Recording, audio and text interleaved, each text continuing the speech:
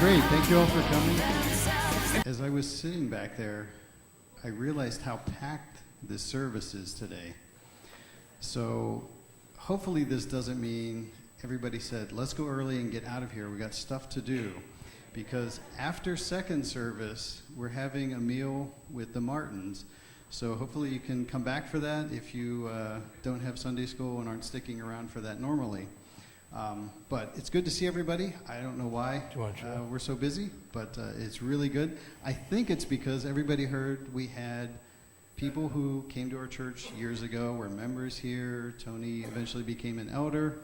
And then, how long has it been now? 6 years since you and I were going? 7. 7 years. So they have sort of been out of the picture local church-wise for 7 years, but they've obviously been in our hearts and our minds and our thoughts. And this is their second furlough back. And so having them, welcoming them, for those of you who may be here and are like, what are they all talking about? Hopefully you picked up, they used to attend church here. They're now our supported missionaries. We're the main church that supports them and sends them out. They have a lot of individuals. They're doing some very interesting work in a country that has a lot of opportunity to share the gospel, but not in a traditional church building sense. So without taking too much more, hopefully you know the Martins. If not, I am proud to announce to those of you who don't, this is Tony and Gwen Martin. And if we can also have Yancina and Gianna stand up. Thanks, guys. And I won't say all the noise back there was because they were there, but I think somebody was excited to see them. So we're all excited to have you all and look forward to what you have to share with us. So. Thanks. I keep wondering when I came in here, I was like, what is that noise? And I said, oh, English. That's something different. I tell you what, you do not realize when you're listening in a second language and you're trying to understand and your mind has to flip over, and when you got an old man's mind like me, it's very difficult to switch over. So, and I'm constantly asking our daughters or someone else to interpret for me. So it's so nice to hear English finally and to hear worship in your mother tongue without having to think of, I know that song, but I don't know the words in Swedish. So, and another thing I was thinking, air conditioning. We never have air conditioning. The highest it ever gets is 70 degrees, and that's a blasting hot day in summer. So this is like incredible. So we are strangers in this land, to be honest with you. But it's great to be back here, and it's even better to see friends that we haven't seen for 3 years. Ken said it's been 7 years altogether, but this last term was 3 years, and that's a long time to be gone. And we have Skype and everything. That's I'll be honest with you, that's not the same. It's not even close to being the same. Many of you know us, but there's a lot of people who I have no clue who you are, and you don't know us. Ken did the introductions of Gwen and our daughters back there. And what we want to do today, if you remember in the book of Acts, I'm not going to make you turn there, but there's one verse in Acts 14:27 talks about the church at Antioch, and they sent Paul out as a missionary. If you remember, Paul was the first missionary. They sent him out, and then after Paul was done his first missionary tour, or whatever you want to call it, he came back and he actually reported back to the church at Antioch. And the verse says, when they had arrived and gathered the church together, they, meaning Paul and his associates, began to report all the things that God had done with them. So that's what we're doing. You've gathered, and we came back, and we're going to tell you all the things that God's been doing with us and with our ministry in Sweden, just to catch you up. I want to talk about a phrase that maybe you've heard before, maybe not. It's called paradigm shift. And I know some people have heard it. It's a real buzzword in business and in politics now to make that, but a lot of people don't know what it really means. And I just want to give you a really brief definition so we can know what it means. It says it's an important opportunity that challenges us to follow God rather than our own desires. And so what it means is if you're going in one direction, you think this is the way you should go, and then all of a sudden God creates something. Oh, you must have read my mind. Thank you so much. And then all of a sudden, God presents a different opportunity to you to do something totally different than what you had planned or thought about. And we want to talk about, every one of us is going to go through that. If you haven't gone through it in the past, I guarantee it's going to happen sometime in the future. So we want to talk about the paradigm shifts in our personal lives and in our ministry that we did not expect 3 years ago when we left to go back to Sweden.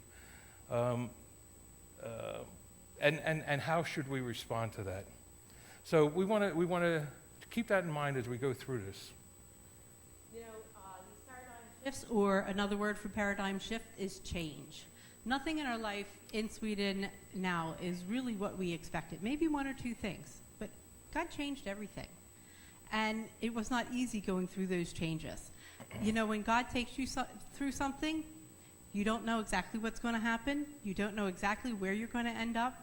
You kind of live in a state between panic and peace. But I have to tell you that God has been extremely faithful to us. And if anything, through these things, he's grown our faith. Not faith that we're going to do something great, but faith that he is always going to be faithful to us and he's always going to be taking care of us. The first shift came in our housing situation when we were there. Many of you know, and I know many of you were praying for us to get housing. We actually started looking for housing 3 months before we left Sweden, and we couldn't find anything. And it was actually 9 months after we got to Sweden before we found housing situation. But you know, God was faithful. He provided friends for us. He provided friends that let us stay in their house for a month. And then another set of friends, Klaus and Christina, who let us stay with them for 6 months. That's a long time.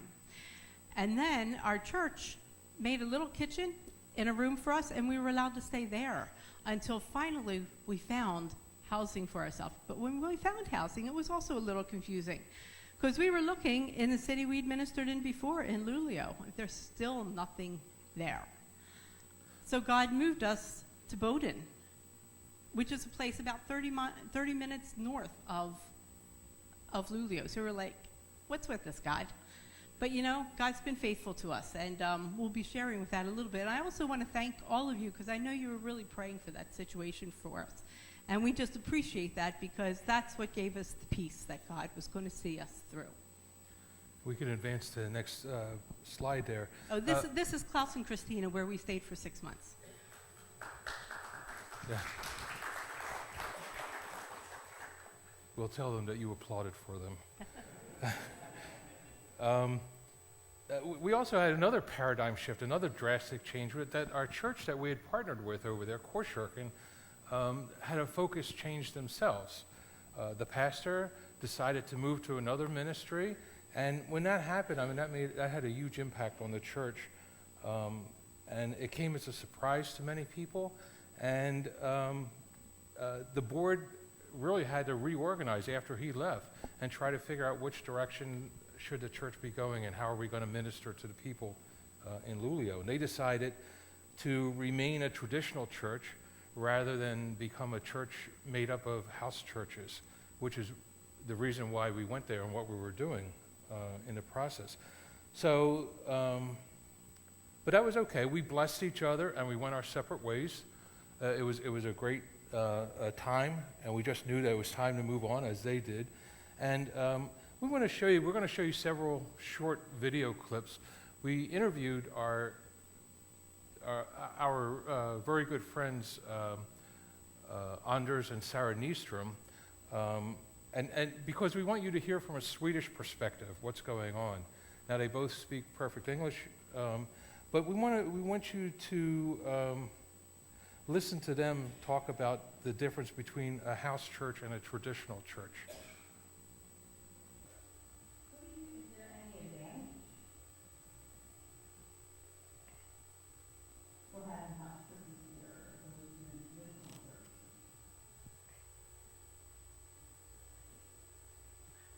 Yeah, you got more festival in the house. You got small groups, you get to take what you use in my house. I think the concept of house church is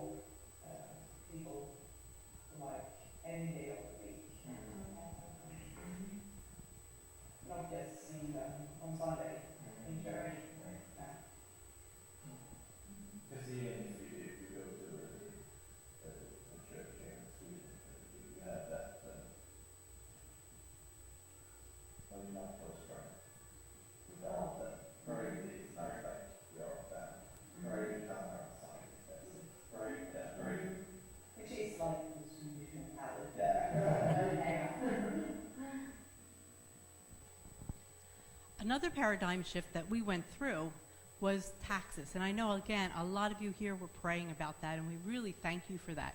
But Skatteverket is the tax office over in Sweden, and through our time there, they had always told us, no, you don't have to pay taxes. Your money comes from the states.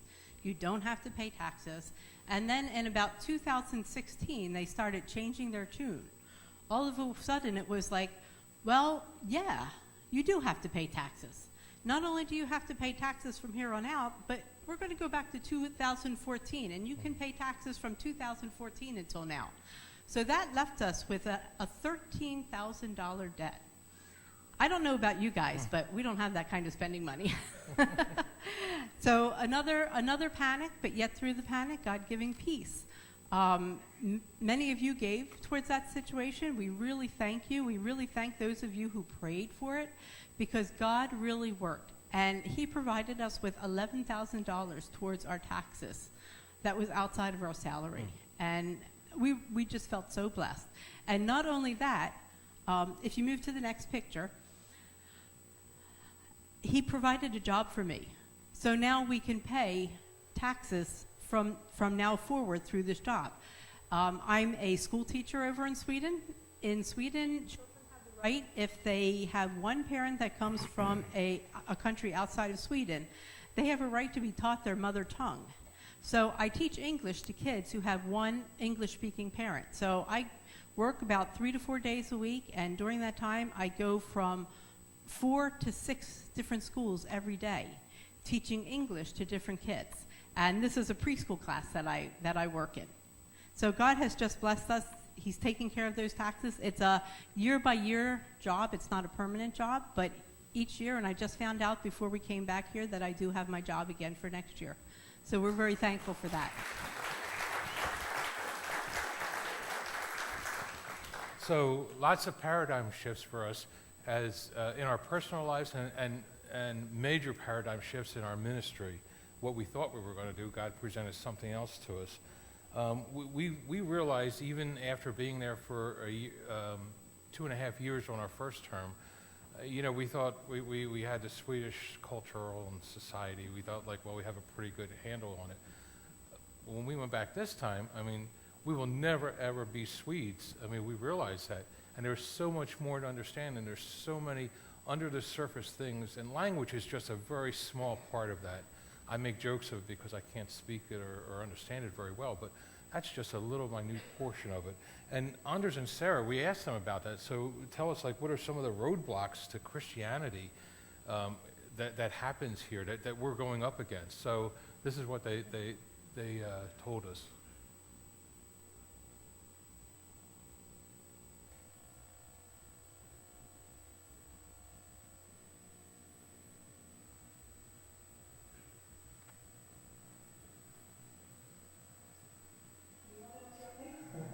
Let me see, I have to take this answer.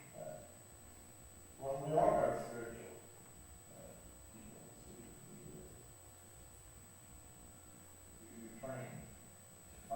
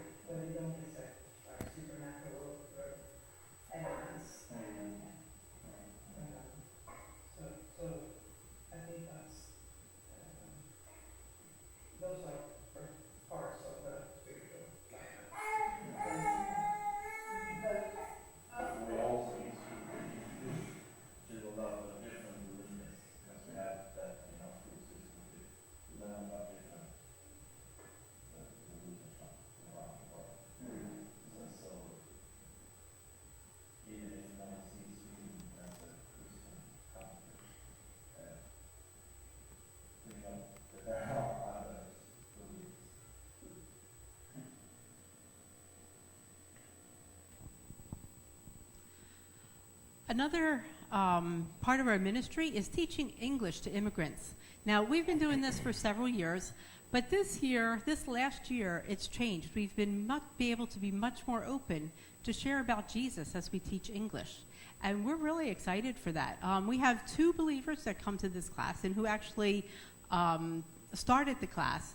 But then we have one nominal Muslim, Hari, the man sitting in front there, who's been coming, and he listens. He has not made a decision for Christ, but he listens to everything that we say as we share our personal testimonies, not just Tony and I, but also Munir and Samir, the other 2 Christians, as we share what's happening in our lives and how God's working with us. And also, Yoon, one of my friends from my teaching position, wanted to learn English better, so she started to come. And I've known her she's been a friend for about 2 years. And I've been praying during that time. God, open up the door so that I can share about you with her.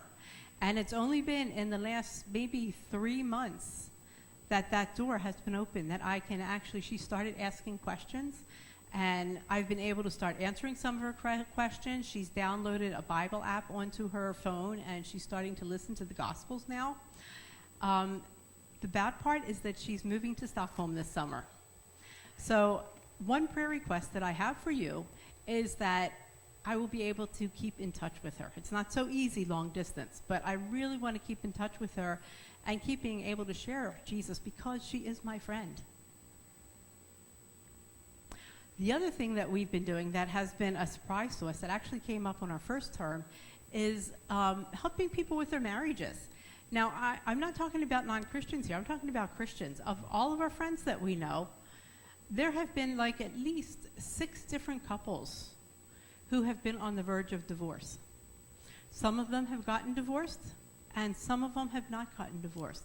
But they're friends of ours, and so God has led us into talking with them and just sharing with them about marriage. When we were home last time, Scott and Lisa helped us a lot. They gave us a lot of materials, and we talked with them. How do we help these people? And it's a big problem. It's not only a problem in the secular society, it's a big problem in Christian society in Sweden. There's divorce, a lot of divorce. Most couples don't even get married. They just cohabitate together. They have a name for that. They're sambos in Sweden. So if somebody will come up, yeah, this is my sambo, Tony. You know, it means that they're living together, they're cohabitating. But then they can also change partners. And as they change partners, they take their kids into a different partnership. So it's really, family relations there are very weak and they're very confusing. And we're going to listen to another video with Sarah and Anders now, sharing a little bit about how marriage is there and how relationships work there.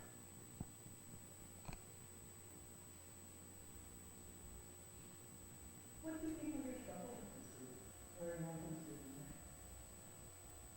Och due to the weather and preference for this outside depression, there are many single households, so there are quite few lonely people in all age groups, I think. Those are things. Want to add anything? Yeah, no, we have, we're not that,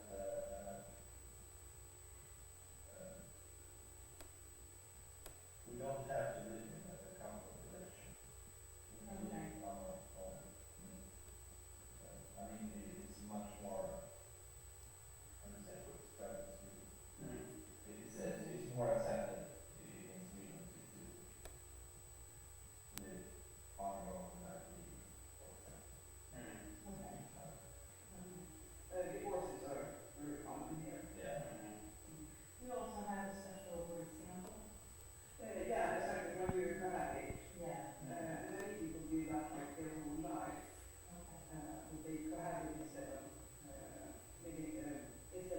getting married. Yeah. Yeah.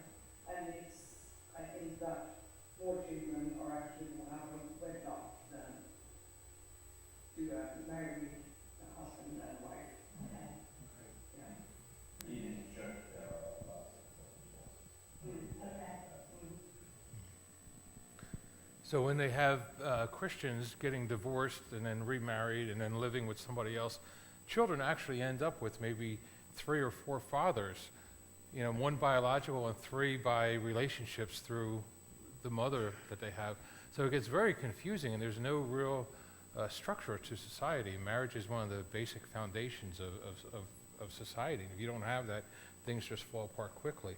And another paradigm shift that we had in our ministry, which I was not expecting, was I discovered there's a huge issue with pornography among not just men, but women also. And I can't tell you how big it is. You know, with pornography, there's a lot of guilt and shame. So people who are involved in that and addicted to it, they never tell anybody because of that. And as a result, they kind of like go underground and they have 2 lives. They have the happy, normal life that people see, but then they have this secret, dark life that nobody knows about. And that, excuse me, that just tears them up. And it's swept under the rug. People don't discuss it. Even in churches, they don't discuss it. Nobody brings it up. It's a rampant, silent problem in Sweden. And it is here in the United States, too. I know I read all the statistics. You know, even in the church, I'm talking about Christians, and even Christian leaders struggle with pornography as well.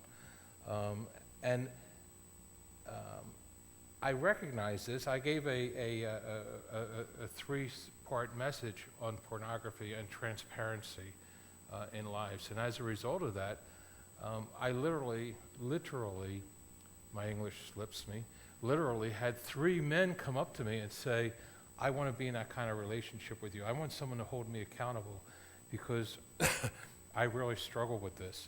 And it affects, obviously it affects marriages, it affects your family relationships, it affects everything. So I was not expecting that. So now I have this ministry that I serve those involved in pornography. So it's a rampant problem. And our next thing, one of our most dramatic shifts in our ministry, in our paradigm shift, is we now have a new partner working in Sweden. As I said, our original church we partnered with, and we went separate ways. And then we realized, well, we need to have a national partner. We need someone to help us with our ministry because our passion has always been house churches and how to get them started, how to sustain them and stuff. So we are now partnered with Charles here. Charles works and lives in Stockholm. Gwen has known him for 25 years. When she was a missionary in Stockholm long ago, she was a member of a small group that Charles and his wife led. And over the years, Charles has now become absolutely the #1 expert in house churches in Sweden and the Scandinavian countries, and throughout Europe as well. He's just finished writing a book, and he's the expert. So we called him. We thought this is a long shot because this would be great. This is what we want to do, and this is the perfect person to do it with. So we called him and we said, Charles, would you be interested in being our partner? You know, here's what we want to do. Now, Charles gets all of our newsletters, and he knows us for 20 years, 25 years now. And he said, he said, I see what you guys do, and I know you've started house churches, and I see where your heart is and your passion. And he said, you know what? He said, we have networks of house churches in southern Sweden, in the Stockholm area and below. He said, but you know what? Up north by the Arctic Circle, where you guys are, there's nothing. So he said, it would be great if we could start a network of house churches up there in the north. And you guys have done it. I fully endorse you guys, and I know that you guys can do it. So now we've partnered with him. He's our mentor, and we have monthly Skype calls with him, and he just encourages us. And one of the things he did was he encouraged us to develop a leaders network, and he helped us set that up. So for this last year, we've also been doing a leaders network for people who want to have house churches, or what we call simple churches. Now, most of these networks, do you have the map up there? Most of these networks are here in southern Sweden. But as you can see, we're way, way up in northern Sweden. So we live in Boden, this is where we live, and Luleå, that's the town we worked in before. In Boden, we have a house church. In Luleå, there are 3 simple churches. Simple church, house church, we use those words interchangeably. And then here in PTO and in Umeå, there's a couple in each of those cities who really want to start a house church. They're trying to talk to their friends and evangelize and see, who here is interested in coming to church in our home and having conversations about Jesus. And during this time, we have our house churches, but then we also have leadership network meetings once a month. And you can go on to the next slide. And in these meetings, this is in our kitchen, we had one. But in these meetings, what we do is we pray for each other. We talk about how things are going in our house churches, where we're at. We look into the Bible to see how might a house church or a simple church function from what the Bible says. And then we discuss that, and we discuss how can we incorporate this into the churches that meet in our homes or in a cafe. One of the house churches actually meets in a cafe. So we really meet to encourage each other. Hopefully, eventually we want to start maybe once every 3 or 4 months having a large group meeting together of all of the house churches, not just the leaders, but just to come together in a bigger group to have more time of singing and worship and sharing with each other and getting to know each other so that we can start to understand that we're not alone in this. But no, we're together. We have others who want to do the same thing. And really what we want to do is we want to be disciples who make disciples who make disciples. And in that way, multiply the house churches. So that people in our house church now, they have some friends that they want to start talking to Jesus about. And they can invite them, come to my home and let's talk about Jesus. Well, that's the starting of a new house church. And that's where the way God has been leading us in the last year. And our leadership network is quite expansive. Actually, from where we live in Boden to the furthest south house church that we minister with in Umeå is about 200 U.S. miles. So it's quite a large area.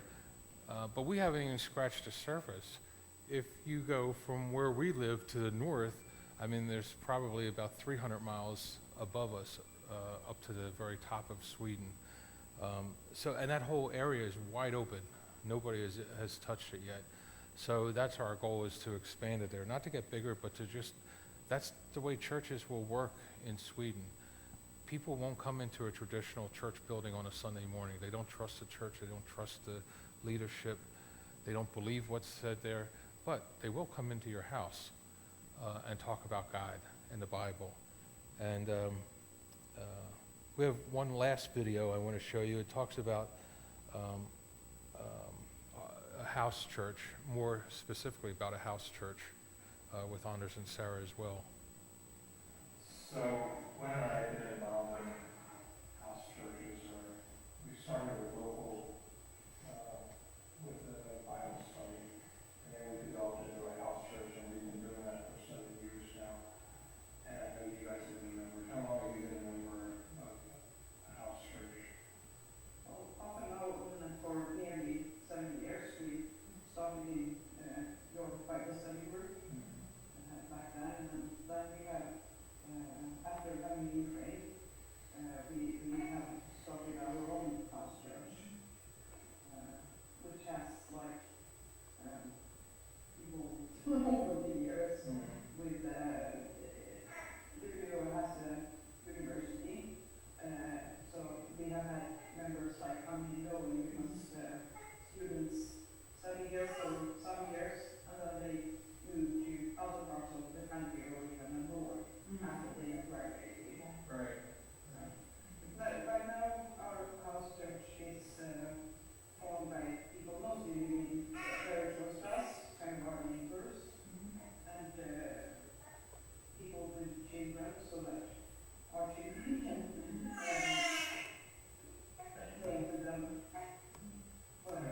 Jewish people that come to your group?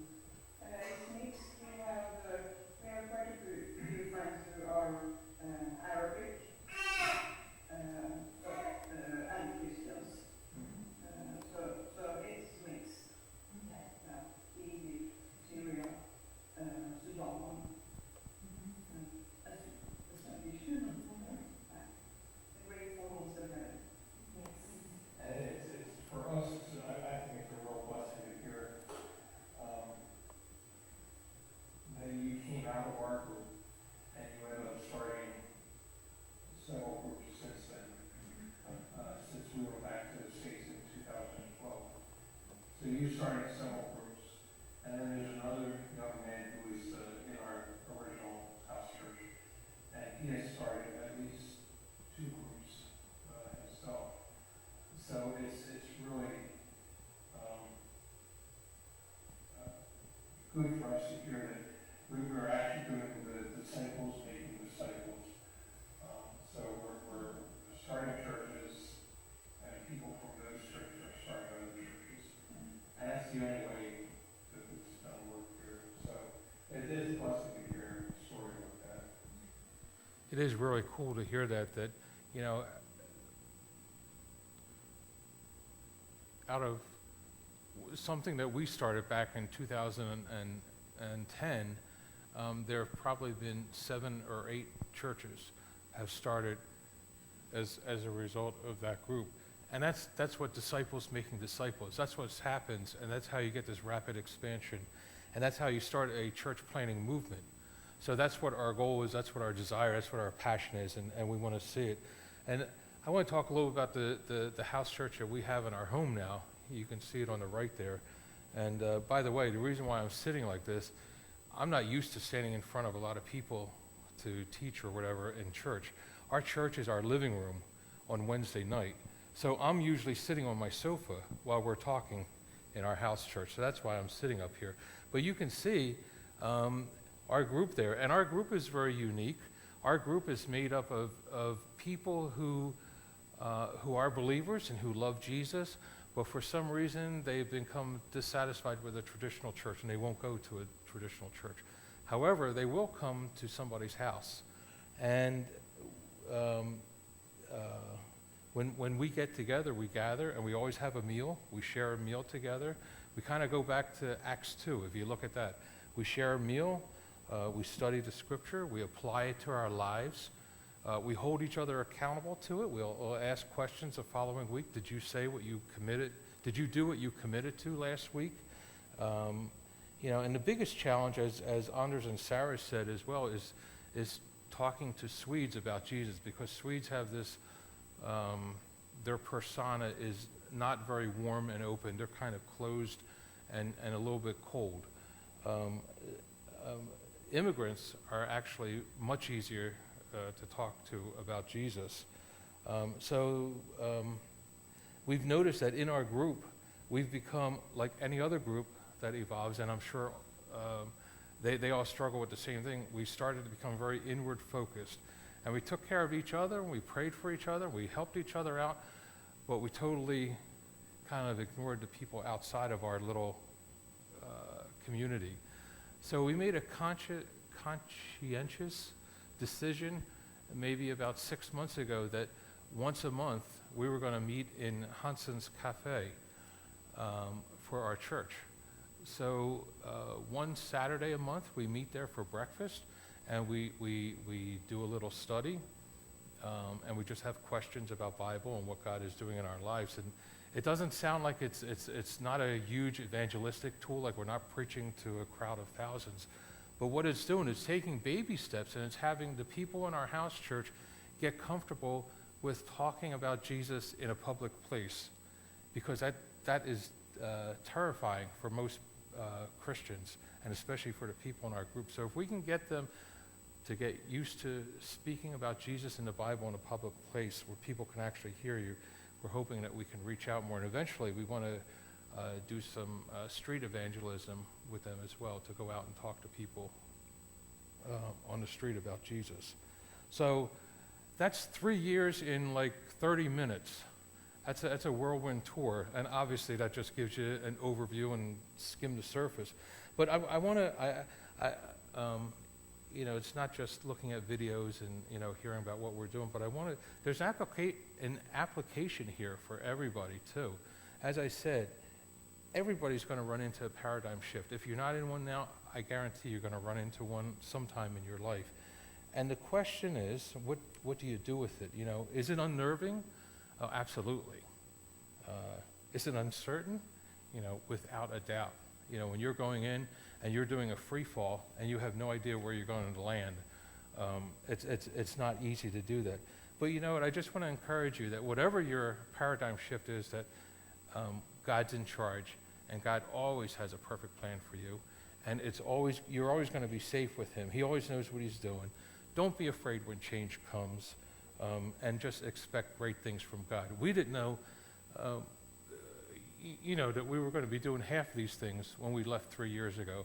But now God has totally evolved us into something else, and it's just wonderful. So I encourage you to do that.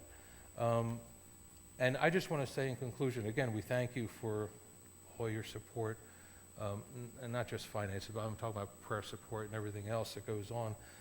And we would love to meet with people individually later, while we're home. We're only going to be in church here a couple times because of our schedule, but we will be, Gwen and the girls will be here until August 13th, and then they go back to Sweden, and I'll be here until the end of September. So we have out here, we have our prayer cards, which is the same card we had from a couple years ago. We haven't changed that much. We still look the same. And the phone number that's on here is actually still good. It's our Skype phone number. We'll always have that. And there's an email address. You can always contact us that way as well. And there's also a pledge card. If God is leading you to say, hey, I want to support them on a regular basis or a special gift through prayer or finances, you could do that as well. So. And there's a sign-up sheet if you want to get onto our mailing list as well out there. So anyway, God bless. Good to be home, and we hope to see you guys again, too. Thank you.